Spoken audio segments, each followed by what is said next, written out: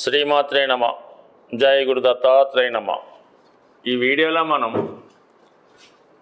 మార్చి 30వ తారీఖు అనగా ఉగాది రోజు ఏర్పడబోతున్న షష్టగ్రహ కూటమి అది మిగతా వారి మీద మిగతా రాశుల మీద చూపే ప్రభావాన్ని గురించి తెలుసుకుందాం. అంటే జనరల్గా ఈ గ్రహాలు తన యొక్క సంచారంలో ఒకే రాశిలోకి సహజంగా 6 గ్రహాలు 5 గ్రహాలు 3 గ్రహాలు సర్వసాధారణంగా కలవడం జరుగుతూ ఉంటుంది. ఈ ప్రత్యేకత ఏంటంటే మనకి ఈ ఉగాది రోజునే ఈ 6 గ్రహాలు మీనరాశిలో కలగడం అన్నది ఒక ప్రత్యేకత.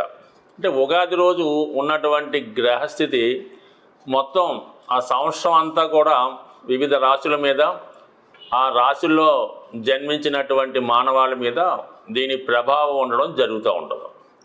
సో ఇప్పుడు ఈ 6 గ్రహాలు కేవలం ఒక రోజు మాత్రమే ఉండడం జరుగుతుంది. అది కేవలం 30వ తారీఖు మార్చి నెల, అదే రోజు ఉగాది. ఆ మర్నాడు అంటే ఇంచుమించుగా ఆ మరుసటి రోజు చంద్రగ్రహం మేషరాశిలో ప్రవేశించి అశ్విని నక్షత్రం మీదకు మారడం జరుగుతూ ఉంటుంది. అయితే ఉగాది రోజునే ఈ గ్రహాల కలడం వల్ల మరి వివిధ రాశుల మీద ఆ గ్రహాల ప్రభావం ఏ విధంగా ఉండబోతుంది, ముఖ్యంగా ఈ గ్రహాలు కలడం వల్ల ఎటువంటి ప్రభావం అటు దేశ గోచారం మీద మామూలుగా సాధారణ ప్రజల మీద ఉండబోతుందని మనం తెలుసుకునే ప్రయత్నం చేద్దాం. మిథున రాశి వారికి దశమ స్థానంలో ఏర్పడుతున్నటువంటి షష్టగ్రహ ప్రభావం చాలా వరకు వృత్తిపరమైనటువంటి మార్పులు తీసుకురావడం జరుగుతూ ఉంటుంది. ముఖ్యంగా రాష్ట్రాధిపతి బుధుడు దశమస్థాన సంచారం వల్ల జాతకుడు నూతన వ్యాపార ప్రారంభానికి చేసే కొత్త ప్రయత్నాలు ఫలిస్తాయి. అలాగే ఉన్న ఆదాయంతో పాటు అదనపు ఆదాయం సంపాదించే ప్రయత్నాలు చాలా వరకు సక్సెస్ అవ్వడం జరుగుతూ ఉంటుంది. శుక్రుని యొక్క ప్రభావం వల్ల జాతకుడికి స్త్రీల యొక్క సహకారం పెరుగుతుంది. మీ యొక్క సంస్థలో కానీ మీ యొక్క కొలీగ్స్గా ఉన్నటువంటి స్త్రీలు మీకు చాలా వరకు సహకరించి మీ అభివృద్ధికి కారణం అవడం జరుగుతూ ఉంటుంది. అలాగే ఒక నూతన వాహనం కానీ అలాగే మీ కార్యాలయాన్ని చాలా వరకు ఆధునీకరించడం, మంచి కంఫర్టబుల్గా చేసుకునే అవకాశం ఉంది. అలాగే ఉద్యోగంలో మీకు వసతులు పెరుగుతాయి. ప్రభుత్వ ఉద్యోగులకైతే ఏదైనా ఒక మంచి ప్రభుత్వ గృహం లభించే అవకాశం చాలా బలంగా కనబడుతుంది. ఇక ముఖ్యంగా శని దశమ స్థానంలోకి రావడం వల్ల అప్పటి వరకు సాధారణ స్థాయిలో ఉన్నటువంటి ఉద్యోగస్తులు ఉన్నత స్థాయి ఉద్యోగంలోకి వెళ్ళడం, సడన్గా ప్రమోషన్లు రావడం కూడా జరుగుతూ ఉంటాయి. ఇది కార్మిక లోకంలో ఉన్న వాళ్ళకి చాలా అనుకూలంగా ఉంటుంది. బట్ ఏదైనా ఉన్న ఉద్యోగాన్ని విడిచిపెట్టి కొత్త ఉద్యోగానికి మారడం సడన్గా అనుకోకుండా జరిగే అవకాశం ఉంది. ఏదైనా కష్టపడి కింద స్థాయి నుంచి పైకి వెళ్దాం అనుకున్న వాళ్ళకి ఈ గ్రహస్థితి చాలా అనుకూలంగా ఉండడం జరిగింది. ఇక రాహు దశమ స్థానంలో ఉండడం వల్ల ముఖ్యంగా సాఫ్ట్వేర్ రంగంలో ఉన్న వాళ్ళకి, సినిమా టీవీ యాంకరింగ్ రంగంలో ఉన్న వాళ్ళకి, మెడికల్ వైద్య రంగంలో ఉన్న వాళ్ళకి వారి యొక్క సంస్థ పెరగడం వల్ల సంస్థలో మీ యొక్క హోదా పెరుగుతుంది. ముఖ్యంగా విదేశ అవకాశాల కోసం ఎదురు చూస్తున్నటువంటి వారికి గొప్ప విదేశ అవకాశాలు రావడం జరుగుతుంది. అలాగే విదేశంలో ఉన్నవాళ్ళు 1-2 ఉద్యోగాలు అదనంగా చేసే అవకాశం కానీ, చాలా వరకు వ్యాపారంతో పాటు ఉద్యోగం చేసే ప్రయత్నం కానీ చాలా వరకు సక్సెస్ అయ్యే అవకాశం ఉంది. మొత్తం మీద ఈ సంవత్సరం అంతా కూడా ఈ మిథున రాశి వారు వృత్తిపరంగా చాలా బిజీగా ఉంటారు. ఇక ఫైనల్గా రవి తృతీయాధిపతిగా దశమ స్థాన సంచారం వల్ల ఉద్యోగంలో మార్పు రావడం కానీ, ప్రభుత్వ ఉద్యోగులకి ప్రమోషన్లు వచ్చే అవకాశాలు కూడా చాలా బలంగా ఉండడం జరుగుతుంది. కేవలం ఈ 5 గ్రహాల ప్రభావం ఎక్కువగా ఉంటుంది. మరి చంద్రుడు ఒకరోజు మాత్రమే ఆ కన్యా మీనరాశిలో ఉండి 31వ తారీఖునే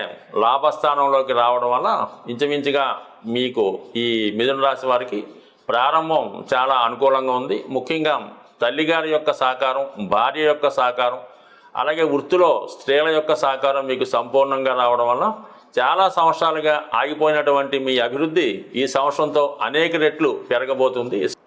అంటే చాలా కాలంగా సుమారుగా ఒక 15 నెలలుగా మీనరాశిలో ఉన్నటువంటి రాహుగ్రహం నెమ్మదిగా కుంభరాశిలో ప్రవేశించే ప్రయత్నంలో దానికి ఆపోజిట్గానే ఇదే రోజు అంటే 30వ తారీఖు ఇంచుమించుగా ఈ కుంభరాశిలో సంచరిస్తున్నటువంటి శని భగవానుడు మీనరాశిలోకి వెళ్ళి అక్కడ ఉన్నటువంటి రాహుతో కలవడం జరిగింది. ఈ రెండు గ్రహాల కలయిక ఒక విధంగా ఒక మంచి కలయిక. శని భగవానుడు రాహు కూడా రెండు కూడా కుంభరాశికి అధిపతులుగా ఉండడం జరుగుతూ ఉంటుంది. శని భగవానుడు ఒక క్రమశిక్షణ కలిగినటువంటి గ్రహం అవటం వల్ల ఎవరు క్రమశిక్షణ తప్పినా తప్పులు చేసినా దాన్ని సరిదిద్దే ప్రయత్నం చేస్తూ ఉంటాడు. అయితే రాహుగ్రహం దానికి సంపూర్ణంగా వ్యతిరేక గ్రహం. ఇటువంటి తప్పుల్ని ప్రోత్సహిస్తూ ఉంటాడు. అంటే ఒక విధంగా పిల్లల్ని చదువు ఎగ్గొట్టే విధంగా, మరి అధికారులను లంచగొండులుగా, రాజకీయ నాయకులు అక్రమ సంపాదనగా, అలాగే వ్యభిచార యోగాన్ని, తాగుడు, వివిధ వ్యసనాల్ని, అంటే మనకి ఏదైతే ఈ ప్రపంచం మీద అన్ని రకాల ఈ దురలవాట్లు ఉంటాయో అవన్నిటికీ కూడా రాహు కారణమవుతుంటాడు. అది శని భగవానుడితో రాహు కలవడం వల్ల ఏంటంటే ఈ రెండు గ్రహాలు ఒక విధంగా బాగా నిజాయితీగా స్ట్రిక్ట్గా ఉన్నవాడికేమో చాలా మంచి పేరు తెచ్చి నెంబర్ 1 స్థాయికి తీసుకువెళ్ళడం జరుగుతుంటుంది. అదే వ్యసనపరుడై బలహీనతకు లోనైతే ఈ రెండు గ్రహాలు కలిసి జాతకుడిని మరీ పతనావస్థకి చేకూర్చే అవకాశం ఉంటుంది.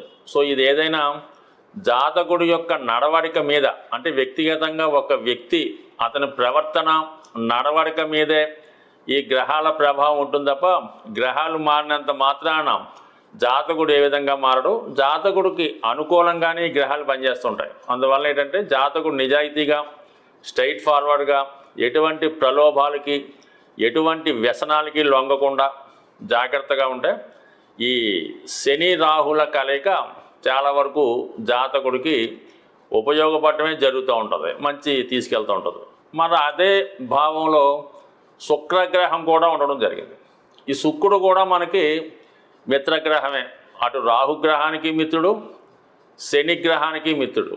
రాహు స్త్రీలకు ఎక్కువగా ప్రోత్సహిస్తూ ఉంటాడు. మరి ఈ వక్ర గమనంలో ఉన్నటువంటి శుక్రుడు రాహుతో కలిసి ఉండడం వలన అటు సినిమా రంగంలో ఉన్నవారికి, బ్యాంకింగ్ రంగంలో, ఫైనాన్స్ రంగంలో ఉన్న వాళ్ళకి, కళారంగంలో ఉన్న వాళ్ళకి చాలా అభివృద్ధికరంగా ఉంటుంది. వాళ్ళ టాలెంట్కి మంచి గుర్తింపు రావడం జరుగుతూ ఉంటుంది. ఫర్ ది సేమ్ టైం అలాగే వ్యసనాల్ని, అధికమైనటువంటి ధన వ్యయాన్ని, అక్రమ సంబంధాలని ఎక్కువగా ప్రోత్సహిస్తుంటాడు. మరి శుక్రుడు రాహు కలియడం వల్ల ఏంటంటే జాతకుడు అనైతికంగా ఎటువంటి కట్టుబాట్లు నియమాలు లేకుండా చాలా వరకు విచ్చలవిడిగా ప్రవర్తించే అవకాశం ఈ రాహు శుక్రుల కలయిక వల్ల ఏర్పడుతూ ఉంటుంది. ఇది కూడా ఆ వ్యక్తి యొక్క నడవడిక ప్రవర్తన మీద ఉంటుంది. బట్ ఏదైనా ఇప్పుడు మనకి శుక్రుడు, రాహువు, శని కూడా మిత్రగ్రహాలు అవటం వల్ల ఇవి జాతకుడికి అనుభవించిన వాడికి అనుభవించినంత, దోచుకున్నవాడికి దోచుకున్నంత విధంగా ఇవి సహాయపడుతూ ఉంటాయి. ఇక దానికి అదనంగా బుధగ్రహం చాలా విజ్ఞానకారకుడు, అలాగే చాలా లిటిగేషన్ ప్లానెట్. ఈ బుధుడు ఏ గ్రహాలతో కలిస్తే ఆ గ్రహాల ఫలితం ఇవ్వడం జరుగుతూ ఉంటుంది. శుభులతో కలిస్తే శుభుడు, పాపులతో కలిస్తే పాపుడు. ఆ బుధుడు కూడా అక్కడ చేరడం వల్ల ఏమైందంటే ఇటువంటి అనైతిక కార్యక్రమాలు చేసేవారికి, నీతి తప్పి ప్రవర్తించే వారికి ఈ బుధుడు మరింత సహకారాన్ని అందిస్తుంటాడు. అంటే ఒక క్రిమినల్కో, ఒక అన్యాయంగా వెళ్ళే వ్యక్తికి ఒక మంచి మేధావైనటువంటి న్యాయవాది తోడైతే అతను ఎలాగా తను చేసే పని నుంచి ఎస్కేప్ అవుతుంటాడో ఈ బుధుడు కూడా అక్కడ చేరడం వల్ల ఈ బుధ, శుక్ర, రాహు, శని కలయిక మరింత మంచి పనులు చేసే వాళ్ళకి మంచిగా సహాయపడుతుంటుంది. చెడ్డ పనులు చేసే వాళ్ళకి ఎక్కువగా సహకరిస్తుంటాయి. ఎందుకంటే అక్కడ రాహు ప్రభావితుడై ఉన్నాడు కాబట్టి. ఇక్కడ ఇంచుమించుగా రాహు అదే రాశిలో ఎక్కువ కాలం ప్రవేశించడం వల్ల, ఆత్మకారకుడుగా ఉండడం వల్ల జాతకుడు మనసంతా కూడా ఇటువంటి వాటి మీదే ఆధారపడుతూ ఉంటుంది. ఈ ప్రపంచంలో ఉన్నటువంటి సౌకర్యాలు మనం ఎలా అనుభవించాలి, పక్కవాడిని అన్యాయం చేసి మనం ఎలాగ అతను ఆశ సంపాదించాలని ఆలోచన ఉంటుంది. మరి బుధుడు కూడా అక్కడ చేరటం వల్ల ఈ 4 గ్రహాలు కూడా మిత్రగ్రహాలు అవటం వల్ల చాలా వరకు జాతకుడి యొక్క ప్రవర్తన బట్టి, అతని ఆలోచన బట్టి, గ్రహంలో ఉన్న గ్రహాలు బట్టి ఉండే అవకాశం ఉంది. ఇక సూర్య భగవానుడు ముఖ్యంగా ఇది రాజగ్రహం. మరి అటువంటి రాజగ్రహం అక్కడ చేరడం వల్ల మొత్తం ఈ 4 గ్రహాలని కంట్రోల్ చేసే ప్రయత్నం చేస్తూ ఉంటాడు సూర్య భగవానుడు. అయితే ఏంటంటే రాహు యొక్క ప్రలోభానికి చాలా వరకు సూర్యుడు కారణమవుతుంటాడు కాబట్టి మరి ఇక్కడ కూడా కొంతవరకు మరి వ్యక్తిగతంగా తన ప్రవర్తన బాగలేనప్పుడు రాహు ప్రభావానికి లోనేటువంటి సూర్య భగవానుడు కూడా మసకబారే అవకాశం ఉంది. దాన్ని స్ట్రెంత్ చేసుకోవడం వల్ల, నియమంగా ఉండడం వల్ల ఇంకా ఎక్కువ స్ట్రెంత్ సాధించవచ్చు. అయితే మనకి చంద్రుడు కేవలం ఒకే రోజు అక్కడ ఉండడం జరుగుతూ ఉంటుంది. మరి అమావాస్య ఆ మన్నాడు ఉగాది కాబట్టి చంద్రుడి గురించి మనం పెద్దగా చర్చించుకోకర్లేదు, కేవలం ఈ 5 గ్రహాలు. అయితే ఇంచుమించుగా మనకి ఏప్రిల్ 14వ తారీఖులో రవి కూడా వెళ్ళిపోవడం జరుగుతుంటుంది. బట్ ఏదైనా ఈ గ్రహాలు ఎక్కువ మిత్రగ్రహాలు అవటం వల్ల చాలా వరకు న్యాయసమ్మతంగా నిజాయితీగా వెళ్ళే వాళ్ళకి ఒక విధంగా, అక్రమ సంపాదనగా వెళ్ళే వాళ్ళకి ఒక రకంగా ఉంటుంది. బట్ కష్టపడి పనిచేసే వాడికి, నిజాయితీగా ఉన్నవాడికి, ఎటువంటి వ్యామోహం లేని వాడికి ఇంకో విధంగా ఈ గ్రహాలు మన రాశులను బట్టి విడివిడిగా తెలుసుకునే ప్రయత్నం చేద్దాం. బట్ ఏదైనా మొత్తం గ్రహాల్లో రాహు డామినేట్ చేయడం జరుగుతూ ఉంటుంది. ఎందుకంటే రాహు అక్కడ చాలా కాలంగా ఉండడం వల్ల ఆ రాశి యొక్క మొత్తం రాహు ఆధీనంలో ఉంటుంది. ఈ మిగతా గ్రహాలన్నీ చుట్టం చూపుగా వచ్చినట్టు అవన్నీ కూడా రాహు యొక్క ప్రలోభానికి లోనవడం వల్ల చాలా వరకు రాహు ప్రభావం ఎలా ఉంటుందో అందరికీ చాలా వరకు అవగాహన ఉంటుంది. బట్ ఏదైనా రాహుని ఉపయోగించుకుంటే దేశ ప్రధాని అవ్వచ్చు, లేనప్పుడు ఇంకో విధంగా కూడా అప్రిష్టపాలు జరిగే అవకాశం ఉంటుంది. జాతకరీత్యా, గోచారరీత్యా గ్రహాల యొక్క ఇబ్బందులు ప్రతి ఒక్కరికి కూడా తగిన పరిష్కారం చేసుకోవడం వల్ల ఆ గ్రహాల యొక్క ఇబ్బందుల నుంచి ఖచ్చితంగా బయటపడవచ్చు. సరైనటువంటి రెమెడీ చేయడం వల్ల అదృష్టవంతమైనటువంటి జాతకం ఇంకా అదృష్టంగా మారే అవకాశం ఉంటుంది.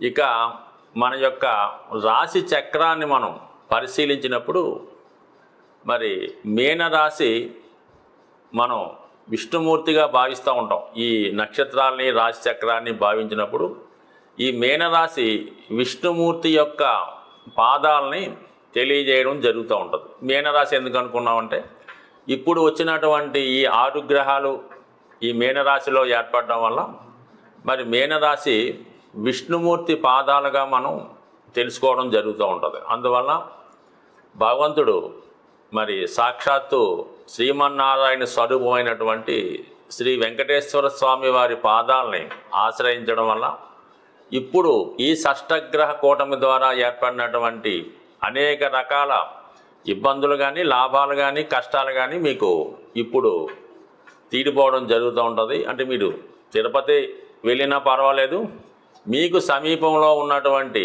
వెంకటేశ్వర స్వామి వారి దేవాలయంలో మరి సాక్షాత్తు స్వామివారి యొక్క పాదాలు సందర్శించి మరి స్వామివారికి ఇష్టమైనటువంటి తులసి దళాలతో స్వామివారిని అర్చించడం వల్ల, అలాగే శుక్రుడు సాక్షాత్తు లక్ష్మీ అమ్మవారు కూడా మీనరాశిలో స్వామివారి పాదాల చెంత ఉండడం వల్ల మరి ఆ లక్ష్మీ అమ్మవారిని, పద్మావతి రూపంలో ఉన్నటువంటి వెంకటేశ్వర స్వామి ఉన్నటువంటి అమ్మవారిని విధి విధానంగా ఆమెను పూజించి కేవలం మీరు 6 రకాలైనటువంటి ఫలాలు, ఈ దానిమ్మ, యాపిల్ మొదలగు ఫలాలు మరి అమ్మవారికి కానుకగా సమర్పించి, అలాగే స్వామివారికి కేవలం తులసి దళాలతో అర్పించడం వల్ల చాలా వరకు మీకు ఈ షష్టగ్రహ కూటమి వల్ల వచ్చినటువంటి నష్టాలు పోయి లాభాలు మాత్రమే కలిగే అవకాశం ఉంది. ఇంకా